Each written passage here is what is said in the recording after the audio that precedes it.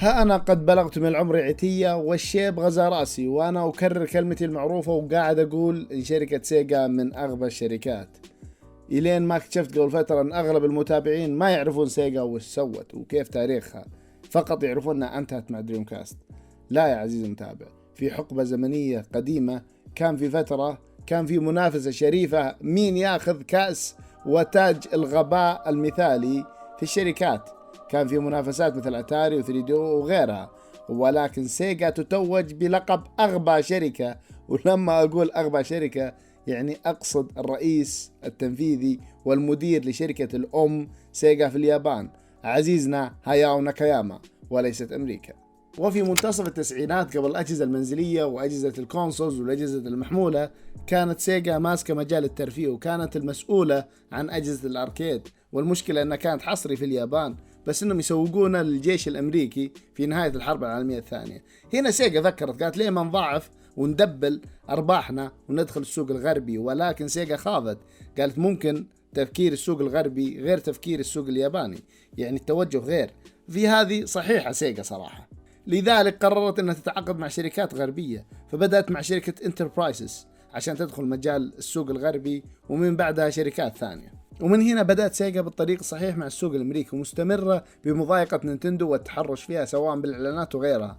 بس بيني وبينكم يا شباب، إعلانات سيجا رهيبة، والله رهيبة. في إعلان ناشف في راسي من يومني صغير، شوف الإعلان والله رهيب يا شباب. 16-bit arcade graphics. You can't do this on Nintendo. Genesis does. 16-bit sports action. You can't do this on Nintendo.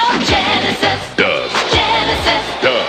Genesis Does. Genesis Does. Genesis does. Get Joe Montana free, Pat Riley free, Buster Douglas free, Super Monaco GP free, or Collins free. Genesis does. What Nintendo? Buy a 16-bit Genesis system between now and October 31st and get an extra game. شفتوا قوة الإعلان والمضايقة والتحرش بنينتندو، اللي هو أصلا اسم العنوان جينيسيس تفعل ما لا يسع نينتندو أن تفعله. سيجا مشت في الطريق الصحيح من إعلانات كوميرشلز وشغل نظيف. المهم وقتها سيجا قاعدة تطلع وزاد الأمر نجاح، وصاروا تعاقدون مع مشاهير ورياضيين وناس يعني أيقونات في المجتمع، مثلا ألعاب زي مون ووك وجو مونتانا، وماشيين على الطريق الصحيح من كوميرشل وإعلانات ومبيعات. اليوم صاروا 1990. هنا وقفت سيجا شوي لأنها لاحظت إن في شوي انحدار، وقالوا لا ما راح نخاطر، لازم نجيب شخص يعني يساعدنا ويصحح المسار بالقرارات الصائبة وفاهم السوق الغربي أكثر منا. وجابوا مين؟ توم كلينسكي. هذا الشخص أسطورة ورهيب يا شباب. توم هذا قدوة في عالم الألعاب.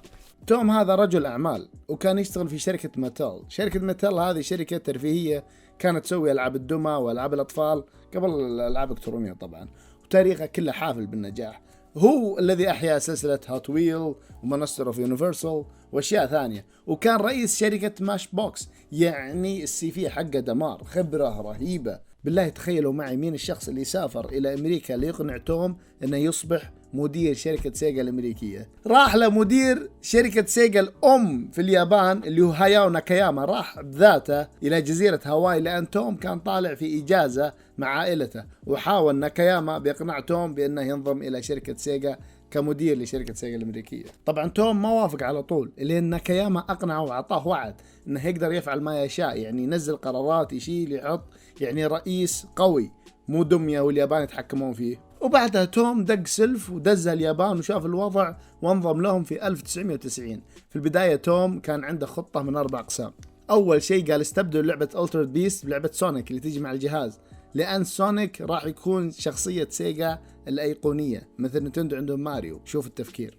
ثاني شيء تخفيض السعر الجهاز من $189 إلى $149. ثالث شيء لابد أن تبدأوا بإعادة التعريف عن أنفسكم على أنكم شركة عصرية متقدمة وجريئة، وتغيير توجه إعلاناتكم. رابع شيء تسوون ألعاب تتفق مع توجه عقول الجمهور الغربي. توم هنا كان خائف، قال أكيد أنهم بيرفضون القرارات اللي حطيتها، وسيجا اليابان الأفراد زعلوا أيضا، ولكن في النهاية استسلموا المطالب توم بناء على كلام ناكاياما.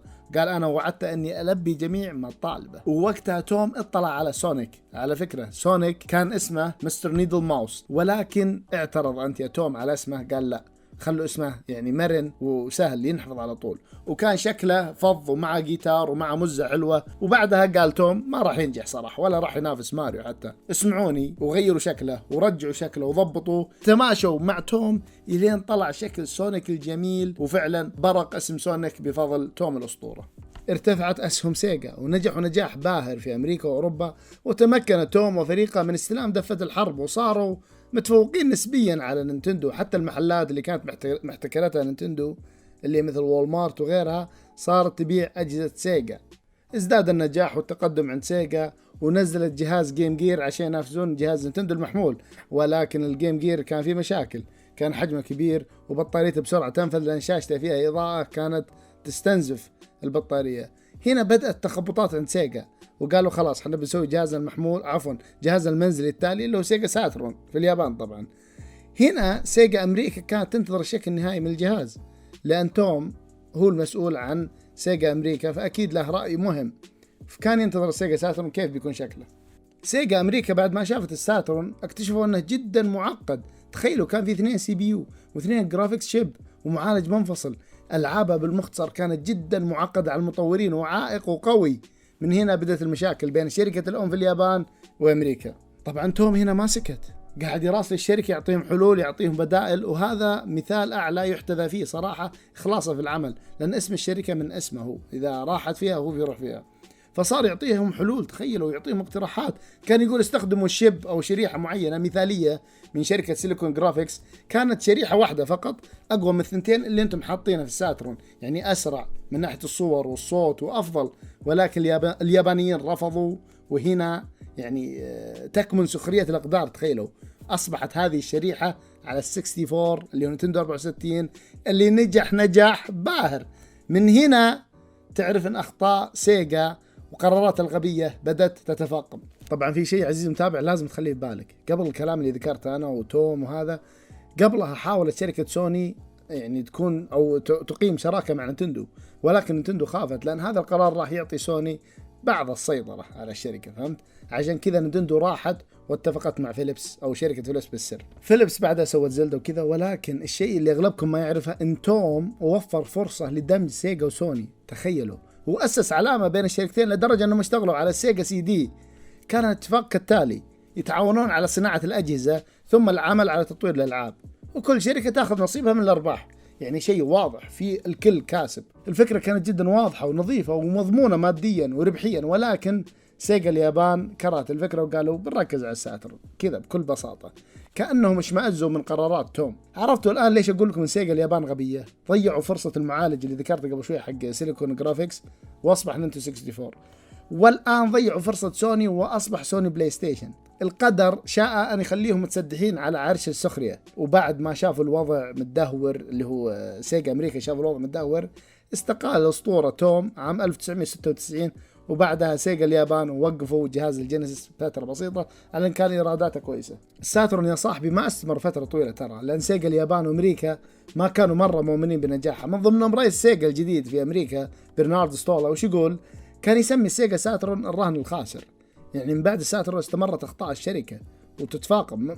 مثلا ساترون بعد 2 سنين بس في عام 97 صرح ستولا في A3 أن الساترون ليس مستقبل الشركة. شوف القهر، تخيل أنك تشتري جهاز بعد 1 أو 2 يطلع لك صاحب الشركة يقول ترى مو مستقبل، يعني بنوقف في أي دقيقة. طيب الجهاز اللي شريته.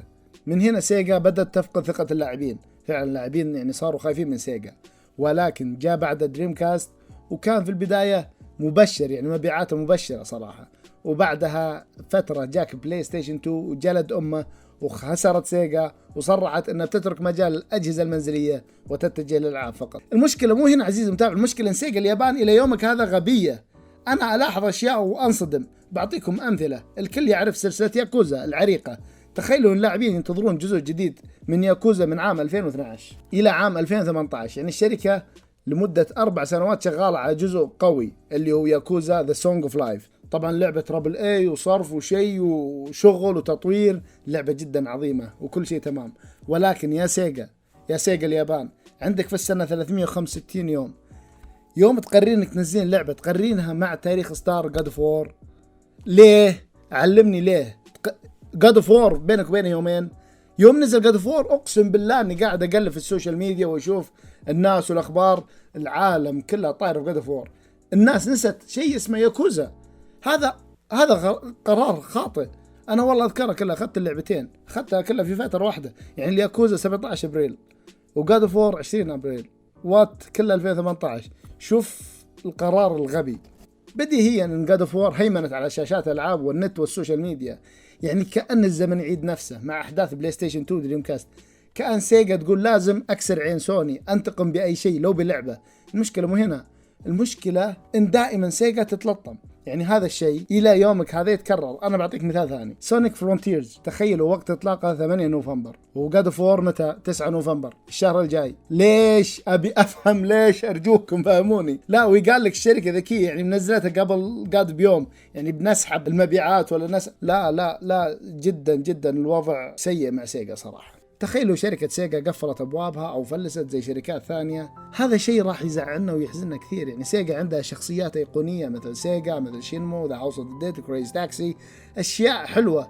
يعني لو تروح إحنا يا اللعيبة والريترو والناس اللي عاصرنا جي سيجا راح نتضايق بشكل كبير. فأتمنى أن سيجا يعني ترجع صوابها وتقوم أقوى من أول صراحة، لأن حتى في خبر أحزنني كان في 2020 وقت الحجر وكورونا، سيجا قفلت مجمع أو مبنى كامل حقها في أكيهيبارا في اليابان، يعني أكيد أنه بسبب الميزانية، فيأسفني والله. وفي الختام حاب أشكرك عزيزي المتابع أنك وصلت إلى نهاية الفيديو. لا تنسى اللايك ولا تنسى تشترك، لأن هذا الشيء يسعدني. شير الفيديو عند الشباب والجروبات. كان معكم جي، That's it.